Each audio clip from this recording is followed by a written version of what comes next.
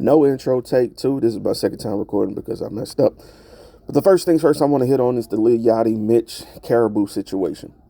What's interesting about the Lil Yachty conversation with Mitch, I understand where Yachty was coming from, but you could really see that from Mitch's body language that this was not the first time Yachty brought up this type of stuff, possibly in front of company. If you look at that clip again, as soon as Yachty was talking about some years ago, 2015 or so, you watch Mitch's head drop down as if he's saying, "Oh shit, here we go again," and that's what's not particularly cool about this. One, if we're having a debate, right? Just to me, if we're in front of company and you my boy and stuff, I will use a hypothetical before I use you. You know what I'm saying? To expose your situation. I don't want anybody to look at you different, especially if we're on a platform that we've created for you. You know, I don't want the guest or the person who's coming in to view you any differently. You know what I'm saying? It's an interesting dynamic. It's like a courtesy. You know what I'm saying? And I'm not saying in the lines of what happens at this house stays in this house, but I'm not going to front you out like that. It just feels wrong. It feels rude. The other thing is niggas need to go to therapy. Like straight up. That's the overarching theme of this. Niggas really need to go to therapy. Sometimes when you do for others, you put people on, you expect them to do the same for you.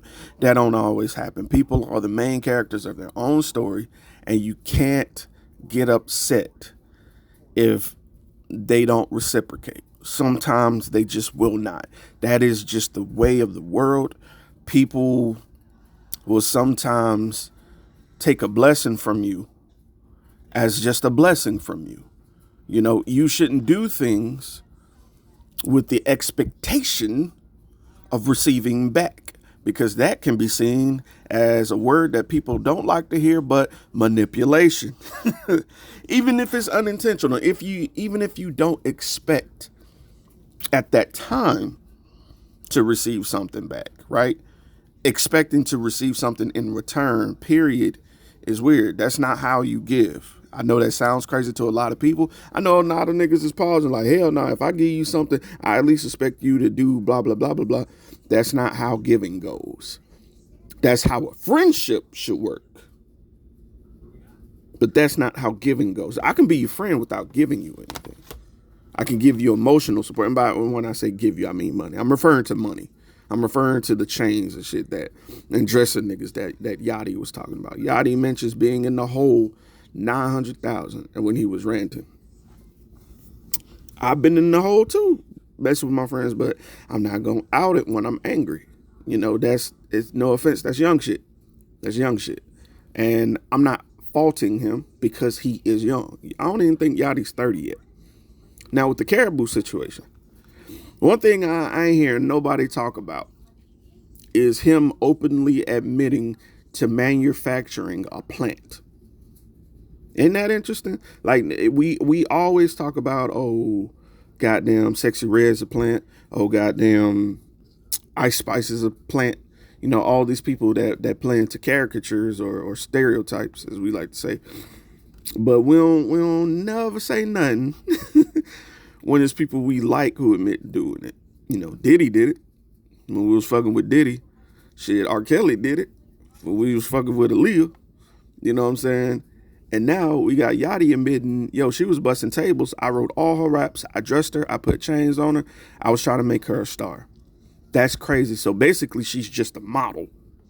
That's what you was trying to use, a pretty light-skinned girl, which is, I'm going to leave that alone because it appeared he had two of them. But he was trying to use a pretty fair-skinned girl and then make them whatever. I just find that interesting when you're in the music industry. We have as much access and reach as you do. You choose that route.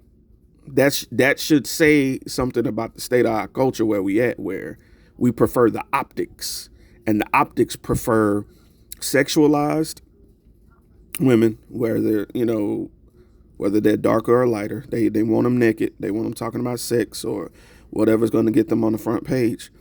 Or we want a light-skinned baddie who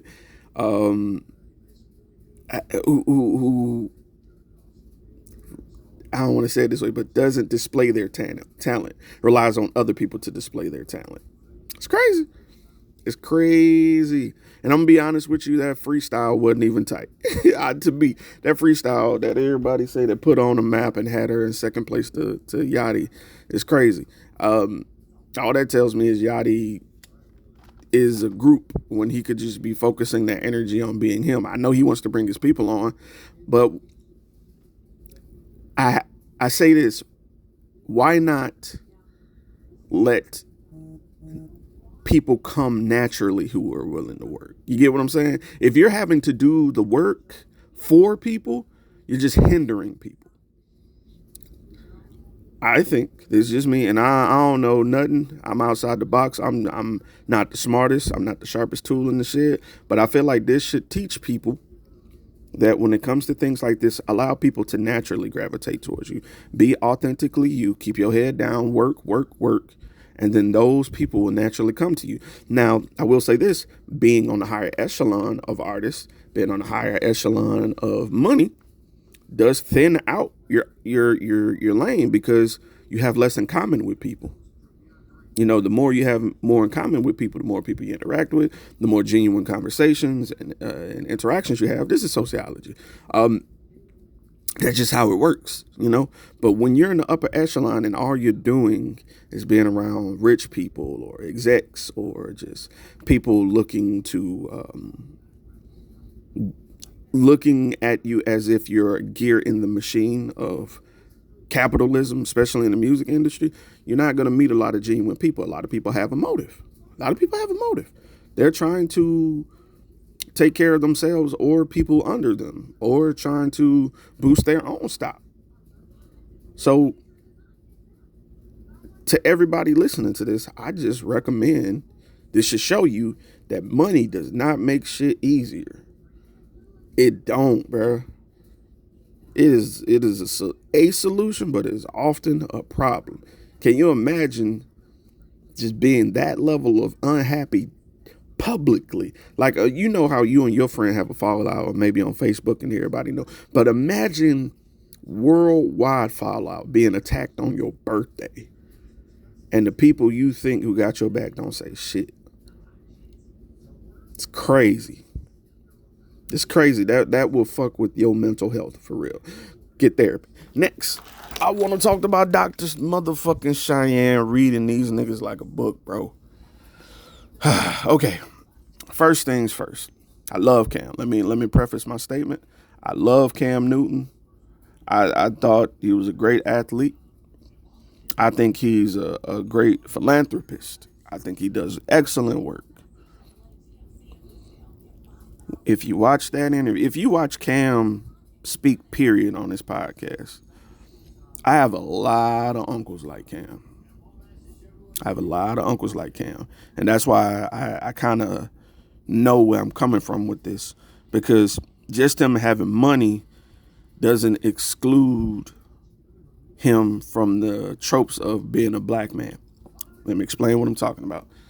How many of y'all have that uncle who had money, or that relative that had money and just was the loudest person in the room? I don't necessarily mean volume either, but they were the loudest. They were the flashiest. They were the flauntiest.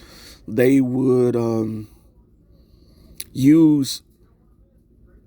they were boisterous and flamboyant in everything in order to capture the attention. Whether it be fine clothing, whether it be seemingly altruistic feats, or speaking using words or rhetorics that seem wise when they're not really saying much. And I'm going to say this, T.I. does this too. Basically using big words to say nothing. Cam does that a lot. He does that a lot. I love him to death. He'll say something that'll make sense, but it'll sound over dramatized with big words, or it'll be catchy, or it rhyme. It's very Southern preachery how he raps, and I think it's because he's a preacher kid. Because I notice a lot of preachers do this. I wish that episode was longer, so they really could have dove into some stuff.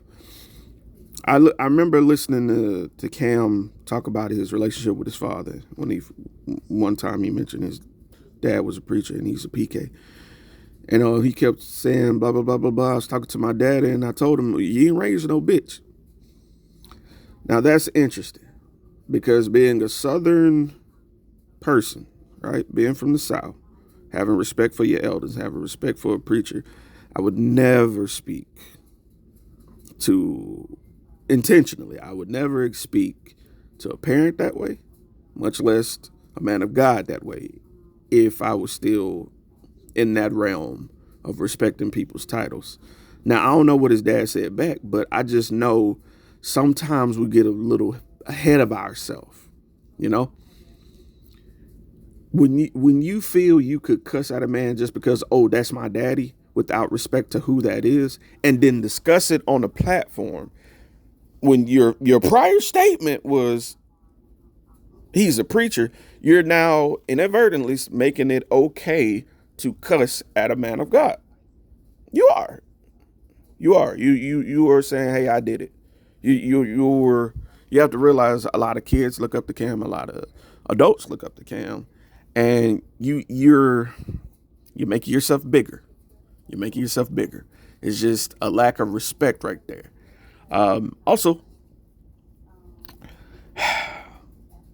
and this is a problem with a lot of black men podcasters, when they have a female guest on and they're gorgeous, and Dr. Cheyenne's beautiful.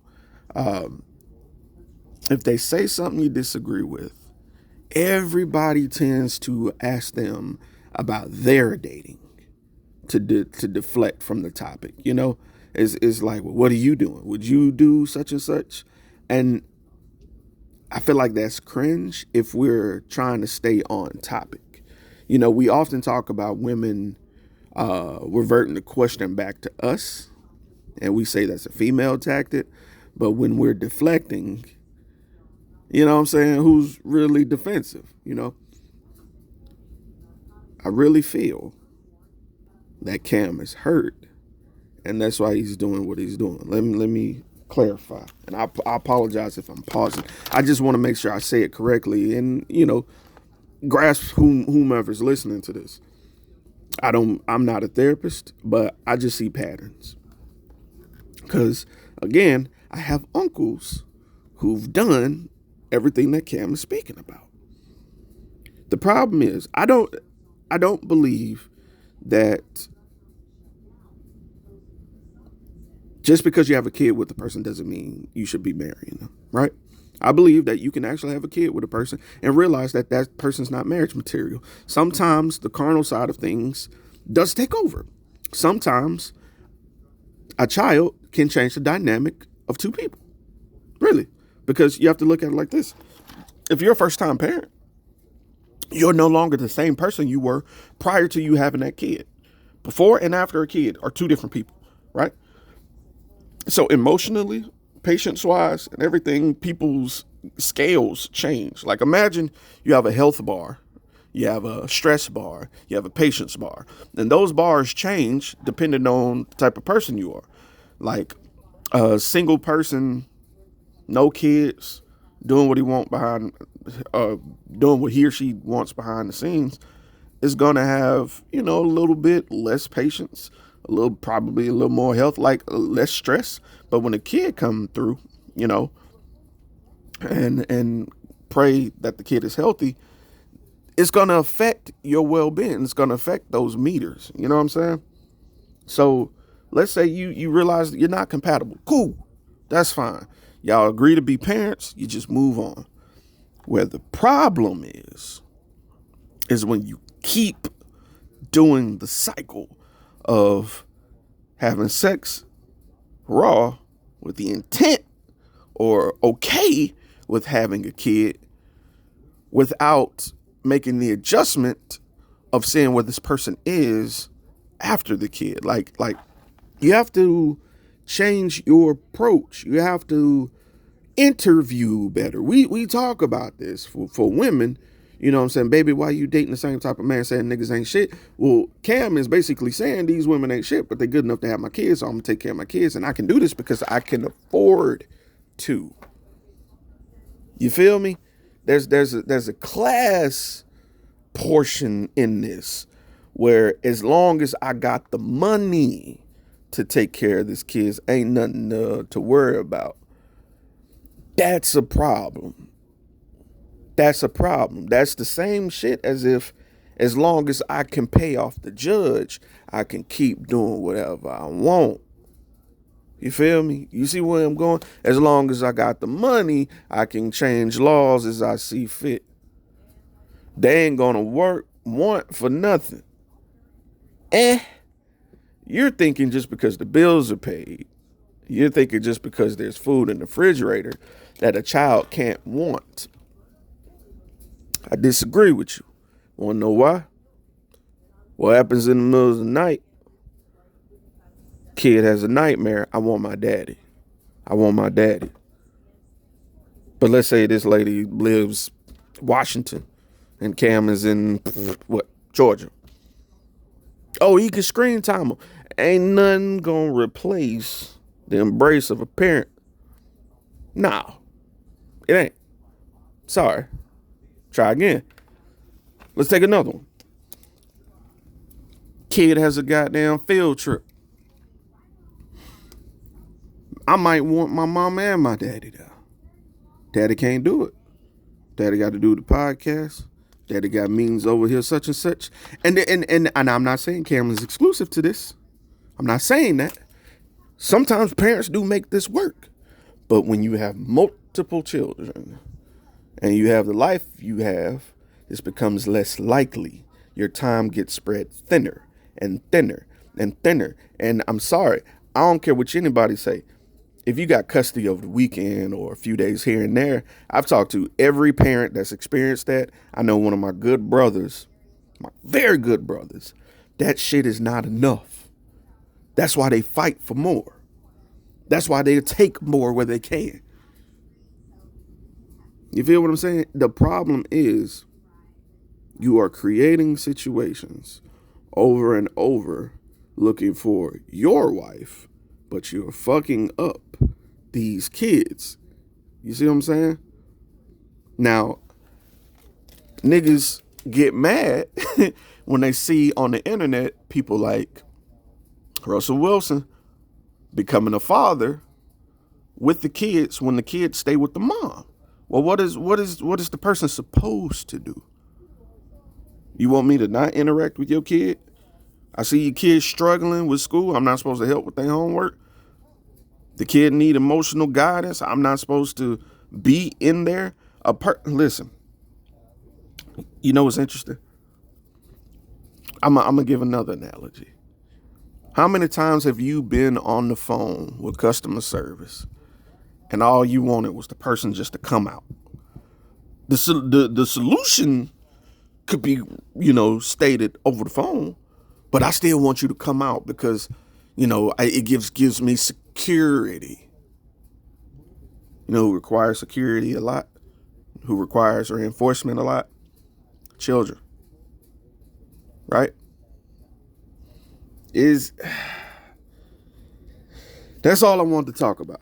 So hopefully I made sense to whomever was listening when it comes to this cam stuff. I see a lot of people saying, they always expect most out of black men. Black men can't never find happiness, but women can't. Nah, bro.